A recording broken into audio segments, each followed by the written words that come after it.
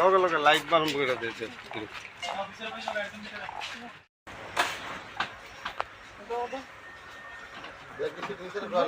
Back seat नीचे ढुका पूरा ले लगा पूरा ले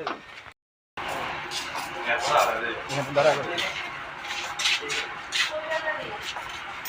अच्छा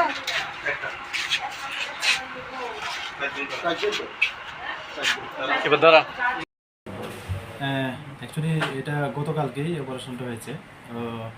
আমাদের কাছে খবর ছিল যে ওই যে বিকালবেলা একটা ত্রিপুরা সুন্দরী এক্সপ্রেস যায় আমাদের আগরতলা রেল স্টেশন থেকে, তো ওইখানে ওই রেলটা দিয়ে কিছু বাংলাদেশি লোক যেতে পারে এমন আমাদের কাছে খবর। তারপর আমরা জিআরপি থানা এবং আরপিএফ থানা মিলে আমরা আমাদের যে আগরতলা রেল স্টেশনের বিভিন্ন করিডোর আছে, প্ল্যাটফর্ম নাম্বার 1, 2, 3 এবং যে পার্সেল গেট আছে ওই সব দিকে আমরা ছড়িয়ে ছিটিয়ে মানে কিছু পোশাকে এবং কিছু সাদা পোশাকে আমরা ছড়িয়ে ছিটিয়ে পড়ি।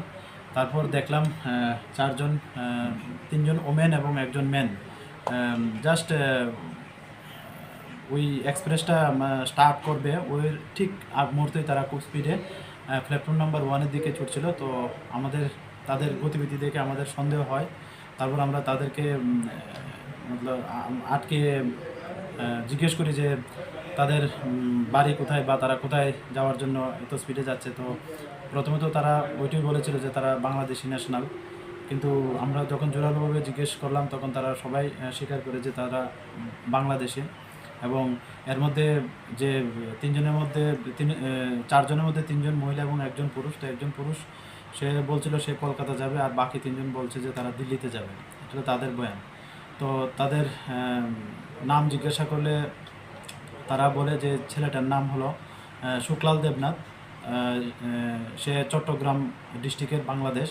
আর বাকি যারা 3 জন তারা হলো একজন রোজিনা বেগম, তারা ডিস্ট্রিক্ট নারায়ণগঞ্জ বাংলাদেশ, আরেকজন হলো রুমা আক্তার, ওনার ডিস্ট্রিক্ট হলো জামালপুর, আর আরেকজন আছেন কাকলি বেগম যার ডিস্ট্রিক্ট হলো জামালপুরি বাংলাদেশ। তো তারা এই পারপাসে তারা কোনো পাসপোর্ট বা কোনো ভ্যালিড ডকুমেন্ট আনেনি। তো এই নিয়ে আমরা আমাদের জিআরপি থানাতে একটা মামলা নেই আইপিসি সেকশন এবং ফরেনার অ্যাক্ট আইপিপি অ্যাক্টে। তো আজকে তাদের মহামান্য আদালতে প্রেরণ করা হচ্ছে। এটা তো এখনো চলছে তাদের ইন্টারোগেশন, তো ইন্টারোগেশনের উপর বেস করে আমরা মানে রিমান্ড চাবো আর কি। তারা কোন জায়গা দিয়ে উঠছে সে বিষয়ে কি আপনাদের কাছে এখন কোনো খবর আছে কি? খবর আমরা বিভিন্ন আমাদের যে ইন্টেলিজেন্স এজেন্সি প্লাস সিস্টার এজেন্সিগুলো আছে তারাও ইন্টারোগেশন করছে। তো আমরা কিছু এটার হিন্টস পেয়েও যাচ্ছি। তো এটা for the interest of the case আমি এটা ওপেনলি বলতে পারছি না। তো এই বিষয়গুলো আমরা অবশ্যই দেখছি এবং এটার মধ্যে যারাই মানে এই লিঙ্কে আসে আমরা অবশ্যই তাদের আইনের আওতায় এনে তাদেরকেও আমরা গ্রেফতার করব।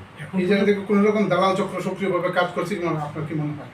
হ্যাঁ, একটা তো আছেই, এটা তো নো ডাউট। এটা বাংলাদেশের এবং ইন্ডিয়ারও থাকবে, অবশ্যই থাকবে, এটা ছাড়া তো হতে পারে না মনে হয়। তো আমরা এই সবগুলোই বিষয়গুলোই আমরা দেখছি। প্রায়শই দেখা যাচ্ছে বাংলাদেশে এদিক থেকে আপনার জিআরপি থানা ধরছেন, তো মূল অভিযুক্ত কে বা কারা আনছে? হ্যাঁ, এটা তো প্রথমেই বললাম যে প্রত্যেকটা তারা বিভিন্ন আমাদের যে ত্রিপুরার বর্ডার আছে বিভিন্ন বর্ডার তারা ইউজ করছে। তো আমরা ওইগুলা যারা আমাদের ইন্ডিয়ার লোক যারাই তাদের এরকম আশ্রয় দিচ্ছে বা এরকমের সঙ্গে যুক্ত আছে আমরা দফায় এগুলি আইডেন্টিফাই করে আমরা ওইগুলি প্রায় সময় ওই যে টাওয়ারগুলো আছে ইন্ডিয়ান টাওয়ারগুলো আমরা তাদেরকেও অ্যারেস্ট করছি এবং এই সপ্তাহে এমন অনেকজন হয়েছে অ্যারেস্ট হয়েছে। 4 জন বাংলাদেশি ছাড়া আর কি